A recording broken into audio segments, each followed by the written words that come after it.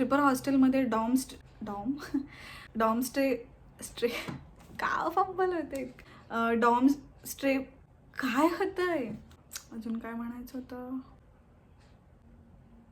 Thing झालंय सगळं centre आहे का हा hello welcome to the new travel guide video. आणि आजचा ट्रॅव्हल गाईड व्हिडिओ मी सगळ्यांसाठी बनवतेच आहे, पण स्पेशली माझ्या या खूप क्यूट सबस्क्रायबरसाठी आहे हा व्हिडिओ. कारण तिची 2-3दा कमेंट येऊन गेली आहे, मला DM पण आलेलं तिचं, आणि मला असं वाटलं की लवकरात लवकर शूट करायला पाहिजे आता. आणि आय एम सो सॉरी, मी त्या दिवशी कमेंटला रिप्लाय तर केला होता की मी लगेच शूट करेन आणि पोस्ट करेन, पण मला थोड्या कामांमुळे नाही जमलं करायला. पण मी आता घरी आल्यानंतर वोटिंग आणि इलेक्शनच्या वगैरे गडबडीत आमचं पुन्हा गावी जाणं झालं, सो मला वेळ नाही मिळाला. पण आता जसं आम्ही आलोय, मी आल्या लगेच हे शूट करायला बसली आणि आता अपलोड करणार आहे मी लवकर एडिट करून.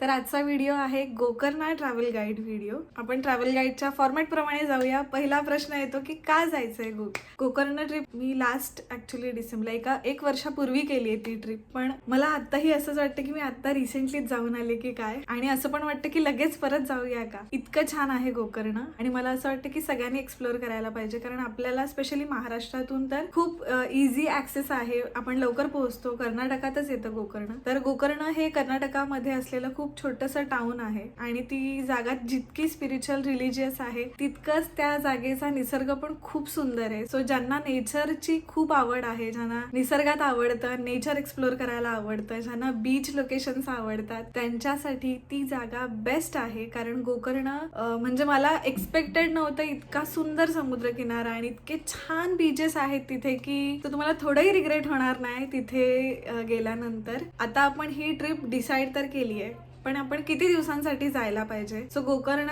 मला असं वाटतं की 2 ते 3 दिवसात एक्सप्लोअर होऊ शकतं. त्याच्यानंतर पुढचा प्रश्न येतो तिथे पोहोचायचं कसं. तर गोकर्णसाठी नियरेस्ट रेल्वे स्टेशन आहे गोकर्ण रोड रेल्वे स्टेशन, आणि नियरेस्ट एअरपोर्ट आहे गोवा आणि बेंगलुरू. मला असं वाटतं गोवा एअरपोर्ट जास्त जवळ पडेल. मुंबईतून तर गोकर्णसाठी उधना मंगळुरू स्पेशल ट्रेन जी आपल्याला ओव्हरनाईट गोकर्ण पोहोचवते. सो आपण गोकर्ण रोड स्टेशन उतरल्यानंतर पुढचा प्रश्न येतो तिथे राहायचं कुठे. तर मी सजेस्ट तिथल्या ट्रिपर हॉस्टेलला तुम्ही राहा. हा अजिबात काही स्पॉन्सर्ड व्हिडिओ नाहीये, आम्ही तिथे पूर्ण पैसे भरून राहिलोय, पण मला जेन्युअनली तिथला एक्सपिरियन्स चांगला वाटला. माझ्या ऍक्च्युली इंस्टाग्रामच्या रीलवर पण काही लोकांनी आणि DM करून पण मला काही लोकांनी सांगितलं आमचा एक्सपिरियन्स इतका चांगला नव्हता, उंदीर होते किंवा कोणीतरी आय थिंक पाण्याचा इश्यू पण मेन्शन केलेला, पण मला तरी तसा काही एक्सपिरियन्स नाही आला. त्याच्यामुळे मी सजेस्ट करेन की ते हॉस्टेल चांगलं आहे, कारण आम्ही तिथे 2 नाईट्स राहिलोय. आणि त्या हॉस्टेलचा मेन USP तर मला असं वाटलं ते बीच फेसिंग आहे, म्हणजे लिटरली गोकर्ण मेन बीचवर हे हॉस्टेल आहे. तर तुम्ही तिथे एक्झॅक्ट बीच स्टेचा एक्सपिरियन्स घेऊ शकता हॉस्टेल बजेटमध्ये. तर ट्रिपर हॉस्टेल आहे गोकर्ण मेन बीचवर, आणि गोकर्ण रोड स्टेशन वरून तुम्ही ट्रिपर हॉस्टेलला ऑटोने येऊ शकता.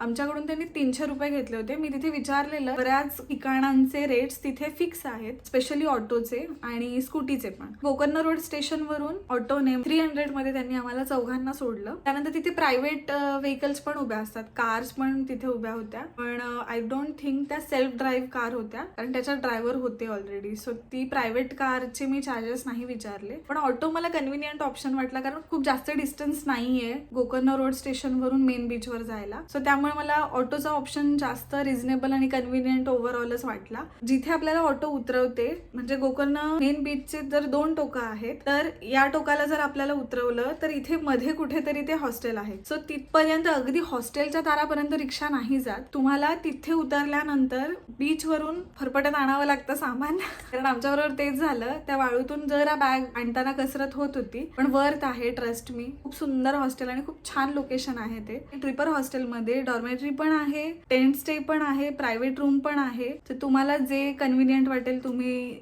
ते बुकिंग करू शकता. तिथल्या प्रायव्हेट रूम्स पण छान होत्या.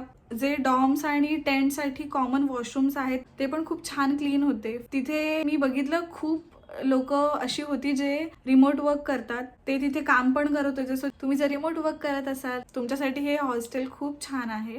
तर पहिल्या दिवशी जेव्हा आपण पोहोचतो तिथे दुपारी, आता आम्ही तरी जरा लेट पोहोचलेलो कारण आमची ट्रेन लेट झालेली, पण तुम्ही जर वेळेत पोहोचलात, अगदी 12 वाजता वगैरे चेक इन केलं तर वेल अँड गुड. तर आता तुम्ही हॉस्टेलमध्ये पोहोचलायत आणि चेक इन करून तुम्ही फ्रेश होऊन पहिल्या दिवशी महाबळेश्वर टेम्पल व्हिजिट करू शकता, जे गोकर्णमधलं मेन अट्रॅक्शन आहे. खूप सुंदर मंदिर आहे, त्याचा खूप छान इतिहास आहे. मी त्याच्या रील्स आणि शॉर्ट्स ऑलरेडी शेअर केलेल्या आहेत. आमच्या गोकर्ण ट्रिपचा संपूर्ण व्हिडिओ मी व्लॉग मधून शेअर केलेलाच आहे, माझ्या चॅनलवर ऑलरेडी आहे तो व्हिडिओ, तोही तुम्ही बघू शकता. तर पहिल्या दिवशी तुम्ही महाबळेश्वर टेम्पल व्हिजिट करू शकता. दुसरी गोष्ट, संध्याकाळी तुम्ही त्याच मेन बीचवर सनसेट एन्जॉय करू शकता किंवा कुडले बीचला पण जाऊ शकता. तर या दोन पैकी आम्ही मेन बीच चूज केलं होतं. तुम्हाला जर कुडले बीच एक्सप्लोर करायचं असेल तर तुम्ही ते करू शकता. मला तरी मेन बीच खूप आवडला, खूप क्लीन आहे, खूप सुंदर आहे. तिथे फार क्राऊड पण नव्हता. बाय रोड हॉस्टेल पासून 2 किलोमीटरवर आहे मंदिर. पण जसं मी तुम्हाला म्हणाले की ही जर 2 टोकं आहेत त्या बीचची, ह्या टोकाला आपण स्टेशनवरून आल्यानंतर उतरतो आणि इथेच ऑटो स्टँड पण आहे. सो तुम्हाला जायचं असेल तर ह्या स्टँडवरूनच तुम्ही असे मागून फिरून टेम्पलकडे जाता, जे गोकर्ण गावात आहे. आणि इथे हॉस्टेल आहे समजा, तर ह्या टोकाला इकडे मंदिर आहे. म्हणजे तर तुमच्यापैकी जर कोणाला खूप चालायची सवय आहे आणि फार दमायला होत नाही खूप चालल्यानंतर पण, तर तुम्ही अगदी रमत गमत चालत पण मंदिरात जाऊ शकता. पण त्या वाळूमध्ये काय होतं, चालताना पाय फसत राहतात ना, ते खूप कष्ट करून उचला, परत ते वाळूत जाणार, परत त्याच्यामुळे मला असं वाटतं की पाय दुखू शकतात. तर ऑटो प्रेफर करा. ऑटोचे पण 200 रुपये फिक्स आहेत. तिथून गोकर्ण मेन बीच वरून महाबळेश्वर टेम्पल जायला 200 रुपये घेतात. एक माणूस गेला तरी 200 रुपये, 4 जण गेले तरी 200 रुपये. त्याच्यानंतर संध्याकाळी तुम्ही गोकर्ण मेन बीच वरच सनसेट एन्जॉय करा, कारण तो बीच खूप सुंदर आहे. कुडले बीच पण खूप छान आहे, पण आम्ही तरी मेन बीच वरच होतो. सो तुम्हाला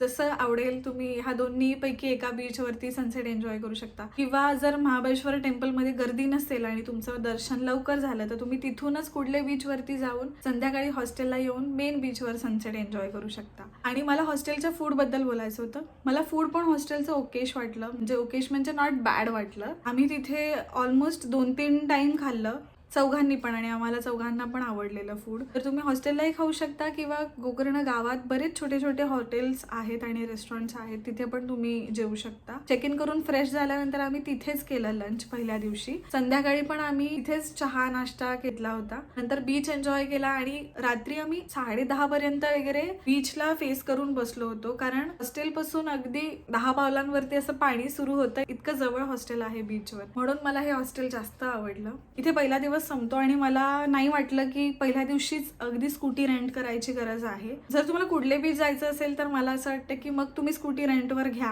कारण ते जास्त कन्व्हिनियंट आहे मंदिरात जायला पण आणि कुडले बीच जायला पण. कारण टू अँड फ्रो मंदिरात जायला तुम्हाला 400 रुपये लागणारच आहेत, तर त्यापेक्षा तुम्ही स्कूटी रेंट करा तुम्हाला कुडले बीच पण एक्सप्लोर करायचं असेल तर. अदरवाईज काही गरज नाहीये स्कूटी घ्यायची पहिल्या दिवशी. मी इथे नंबर मेन्शन करेन किंवा डिस्क्रिप्शन मध्ये पण मी सगळे डिटेल्स देतेच आहे. तुम्ही त्यांना कॉन्टॅक्ट करून त्यांच्याकडून स्कूटी घेऊ शकता. आम्ही त्यांच्याकडून 2 स्कूटीज रेंट केलेल्या आणि त्यांची कंडिशन खूप चांगली होती. आम्ही त्यांना आदल्या दिवशी रात्री फोन केला होता की आम्हाला उद्या सकाळी 9च्या आत स्कूटी हवी आहे, तर ते 7:30ला स्कूटी द्यायला पण रेडी झालेले, पण ऍक्च्युली 8 वाजले आम्हालाच आवरायला. खूप छान आहेत ते, गणेश नाव आहे आय थिंक त्यांचं, मी इथे मेन्शन करेनच. आणि स्कूटी रेंटलचे चार्जेस पर डे पर स्कूटी 500 रुपीज चार्जेस आहेत. गेल्या दिवशी रात्री मी हॉस्टेलमध्येच डिनर केलं, थोडा वेळ बीचवर बसलेलो, नंतर आम्ही चालत चालत तिथलं मार्केट पण एक्सप्लोर केलं. मार्केट अजून खूप शॉप्स नाही आहेत, 3-4च दुकानं आहेत, पण चांगल्या गोष्टी होत्या तिथे पण. मी तिथे एक शॉर्ट्स पण घेतली कारण मला दुसऱ्या दिवशी ट्रेकसाठी घालायची होती. तर छान आहे, ते पण तुम्ही एक्सप्लोर करू शकता. त्याच्यानंतर असा पहिला दिवस आमचा संपला. आणि पहिल्या रात्री लवकर झोपा, कारण दुसऱ्या दिवशी सकाळी लवकर उठायचं आहे, कारण आपल्याला गोकर्णमधला खूप सुंदर ट्रेक करायचा आहे. आणि दुसऱ्या दिवशी सकाळी 7:30 पावणे 8 वाजता वगैरे मी त्यांना फोन केला सगळ्यांचा आवरेपर्यंत, आणि 8 वाजता वगैरे आमचं सगळं आवरल्यावरती ते स्कूटी घेऊन तिथे आले होते. पण ते 2 जण नव्हते आले, ते एकटेच आलेले, आणि त्यांनी ओमकार आणि विकीला आधी त्यांच्या शॉपमध्ये नेलं, तिथून ते 2 जण स्कूटी घेऊन आले. तर आय थिंक ते 1-1.5 किलोमीटरवरच आहे त्यांचं शॉप. मला असं वाटतं की बाकी तुम्ही ऐका नका ऐकू या व्हिडिओमध्ये, पण हा ट्रेक नक्की करा. खूप सुंदर ट्रेक आहे, खूप छान एक्सपिरियन्स आहे या ट्रेकचा, आणि बिगिनर फ्रेंडली वाटला मला. म्हणजे फार काही कष्ट नाही पडत असं मला तरी वाटलं. म्हणजे मधले 2-3 पॅचेस आहेत, खूप डिफिकल्ट नाही म्हणू शकत, पण थोडे असे जपून आपल्याला चढणं आहे, जपून उतरणं आहे, तसं आहे. पण मला असं वाटतं की कुठल्याही एज ग्रुप मधली लोक हे करू शकतात. अगदी खूप लहान बाळं घेऊन जाणं थोडं रिस्की आहे, पण जर तुमच्याबरोबर तुमचे पेरेंट्स आहेत तरी पण मला असं वाटतं की जर ते हेल्दी असतील, जर ते व्यवस्थित चालतात धावतात तर ते करू शकतात हा ट्रेक. सो मी ज्या ट्रेकबद्दल बोलते तो आहे गोकर्णा बीच ट्रेक, जो कुडले बीच पासून पण सुरू होतो आणि ओम बीच पासून पण आपण सुरू करू शकतो.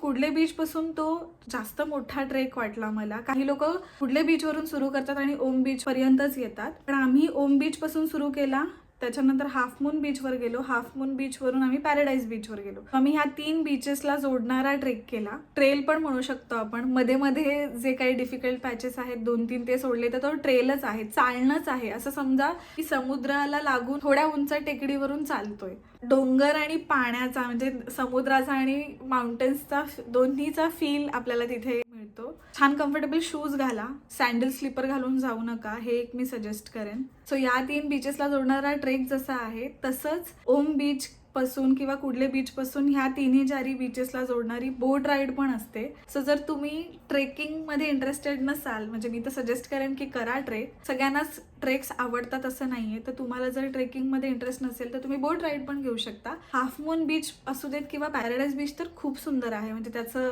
फॉर अ रिझन पॅराडाईज नाव आहे. खूप सुंदर बीच आहे तो. जर तुम्हाला ट्रेक करायचा नसेल तर तुम्ही बोट राईड ट्राय करू शकता. तर ह्या 3 बीचेसला जोडणारी जी राईड जाते त्याचे I think 500 rupees per person charges आहेत, कारण आम्ही पॅराडाईज बीच वरून परत येताना बोटने आलो होतो, कारण आम्हाला लवकर हॉस्टेलला पोहोचायचं होतं. नाहीतर तुम्ही रिटर्न पण ट्रेक करतच येऊ शकता. जसे आपण पॅराडाईज पर्यंत जातो तसंच तुम्ही ओम बीच पर्यंत पॅराडाईज वरून ट्रेक करतच येऊ शकता, किंवा बोटचा पण ऑप्शन चांगला आहे. छान राईड होती ती पण, आम्ही खूप एन्जॉय केली. तुम्ही माझ्या स्टोरी हायलाइट्स मध्ये पण बघू शकता इंस्टाग्रामवर, आणि मी रील्स पण शेअर केल्या आहेत. सो तिथे 2-3 जण आमच्या आधी वेट करत होते बोट राईडसाठी, अजून लोक यावी म्हणून, कारण ती शेअरिंग राईड पण असते. जे मी म्हणाले 500 रुपीज पर पर्सन आहे, तर त्याच्यामध्ये भरपूर लोक असतात एका बोटमध्ये. आणि जर तुम्हाला प्रायव्हेट बोट करायची असेल तर 3000 रुपीज चार्जेस आहेत. पण आम्ही त्यांना थोडं कन्व्हिन्स केलं तर त्यांनी 500 रुपीज कमी केले आणि आम्हाला चौघांना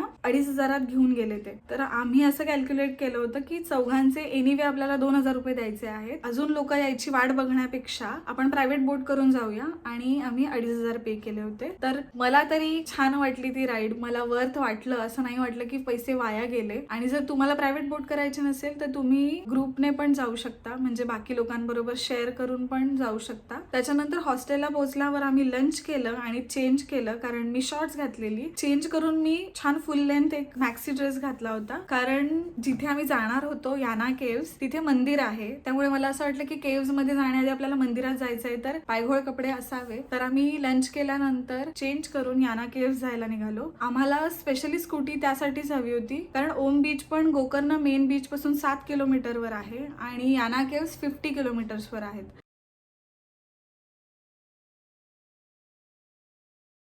मला माहिती नाही कोणाकोणाला ते वर्थ वाटेल, पण मला तरी वर्थ वाटलं तिथे व्हिजिट करणं, कारण असं रॉक फॉर्मेशन आपल्याला नाही बघायला मिळत युजली. खूप सुंदर जागा आहे, खूप युनिक प्लेस आहे याना केव्स. 5 वाजता याना केव्स मध्ये एंट्री गेट बंद करतात. 6 पर्यंतचा टाइम त्यांनी मेन्शन केलेला आहे आय थिंक साईटवर, पण 5 वाजता ते तिकीट्स देणं बंद करतात, कारण त्याच्यानंतर बंद होतं याना केव्स. तर आम्ही 3-3:30 ला पोहोचलो होतो आणि तासाभरात बघून होतं, व्यवस्थित फोटो काढून वगैरे. भले ती जागा खूप मोठी नाहीये बघायला गेलं तर याना केव्स, पण मेन गेट पासून तिथे जायलाच खूप वेळ लागतो. त्याच्यानंतर आपण मंदिरात जातो, मंदिरातून पुन्हा तिकीट काढावं लागतं वरती जायला, पण याना केव्स मध्ये जायला. एक्झिट करताना पण आपल्याला बऱ्याच पायऱ्या उतरून आणि पुन्हा मेन गेटवर यावं लागतं. सो तसं चालणं खूप आहे. मला ऍक्च्युली कमेंट पण आली होती माझ्या एका रीलवर याना केव्सच्याच, की ओल्ड एज असेल आपल्यासोबत कोणी किंवा खूप लहान बाळ असेल तर आपण नेऊ शकतो का याना केव्सला, की खूप दमछाक होईल. पण मला असं नाही वाटलं, ठीकठाक रमत गमत चालत जाऊ शकतो आपण, खूप दमायला होईल असं मला नाही वाटत. अगदीच कोणी आजारी आहे तर ती जागा मी रेकमेंड नाही करणार, किंवा ज्यांना खूप पायाचे इश्यूज आहेत,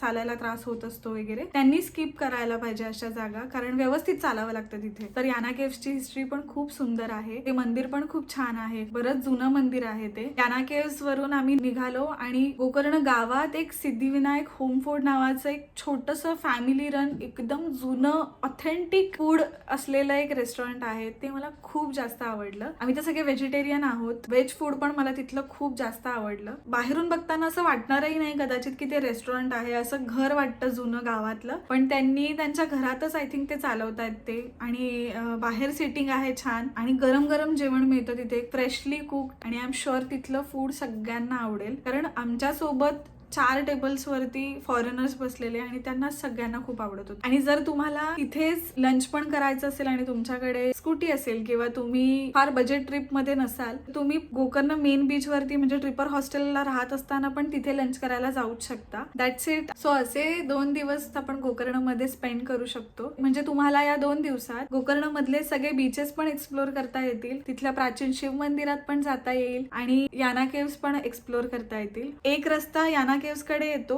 आणि ऑपोजिट तिथे आय थिंक तिथे लिहिलेलं पण आहे वॉटरफॉल बद्दल. ऍक्च्युअली विसरले तो वॉटरफॉल कुठला होता. मी एडिट करताना इथे मेन्शन करते, कारण आम्ही तर नाही गेलो त्या वॉटरफॉलला. तुम्ही जर तिथे वेळेत पोहोचलाय, तुम्हाला वॉटरफॉल एक्सप्लोर करायचं असेल तर तुम्ही तेही करू शकता. आणि मला हॉस्टेल बद्दल सांगायचं होतं. मी डिटेल रील आणि शॉर्ट्स तर शेअर केलीच आहे ऑलरेडी हॉस्टेल बद्दल, पण तिथले चार्जेस मला आता सांगता नाही येणार, कारण आम्ही 300 पे केलेले पर पर्सन. तिथल्या प्रत्येक कॅटेगरीच्या रूमला वेगळे वेगळे प्राइजेस आहेत आणि जसं बाकी ठिकाणी सीझन प्रमाणे आणि वीकडेज आणि वीकेंड प्रमाणे प्राइजेस बदल तसंच आहे ट्रिपर हॉस्टेलला पण. तर तिथे काही फिक्स प्राइजेस नाही आहेत. त्यांच्या साईट वरून पण तुम्ही बुक करू शकता आणि तिथे जाऊन पण तुम्ही बुकिंग करू शकता. हे सगळे डिटेल्स मी डिस्क्रिप्शन मध्ये मेन्शन करते, तुम्ही ते चेक करू शकता. ही ट्रिप आम्ही कशी कशी प्लॅन केली, किती किती स्पेंड केलं ते पण मी डिस्क्रिप्शन मध्ये शेअर केलेलं आहे, तर ते तुम्ही चेक करा. आय थिंक या व्हिडिओमध्ये आता मी सगळं शेअर केलेलं आहे ऑलरेडी. आणि या व्यतिरिक्त तुमचे काही प्रश्न असतील तर तुम्ही कमेंट करू शकता किंवा मला इंस्टाग्रामवर DM करू शकता. आय होप या व्हिडिओतून तुम्हाला बऱ्यापैकी हेल्प झाली आहे. सो तुम्ही तुमची ट्रिप प्लॅन करताना या गोष्टी लक्षात घेऊन प्लॅन करा आणि खूप एन्जॉय करा. गोकर्ण खूप सुंदर आहे. ह्या छोट्या छोट्या जागा मला असं वाटतं इंडियामध्ये बऱ्याच अंडर एस्टिमेट केलेल्या आहेत आपण, बिकॉज मी गोकर्णमध्ये इंडियन लोकांपेक्षा जास्त फॉरेनर्स बघितले. आणि मला अजून एक सांगायचं होतं, जर तुम्हाला म्हणजे हिंमत पाहिजे असं मला वाटतं बीच वरती कॅम्पिंग करायला, म्हणजे आम्ही जरी टेंट स्टे केला असेल तरी तो त्या प्रॉपर्टीच्या आत होता, म्हणजे तो स्टे असा अगदी बीच सँड वरती नव्हता. तर ट्रिपर हॉस्टेलच्या प्रॉपर्टीच्या अंडर येतो तो टेंट स्टे. त्याच्यामुळे मला इतकं असं स्केरी रिस्की काही असं वाटलं नाही. पण मी पाहिलं की हाफ मून बीच आणि पॅराडाईज बीच वर पण टेंट स्टे अवेलेबल आहे. प्रायव्हेट टेंट पण तुम्ही नेऊ शकता आणि तिथे कॅम्पिंगचे ऑप्शन्स पण आहेत. पण मला थोडंसं ते रिस्की नाही म्हणू शकत, पण माझी तरी कदाचित हिंमत नाही होणार अगदी बीच वरती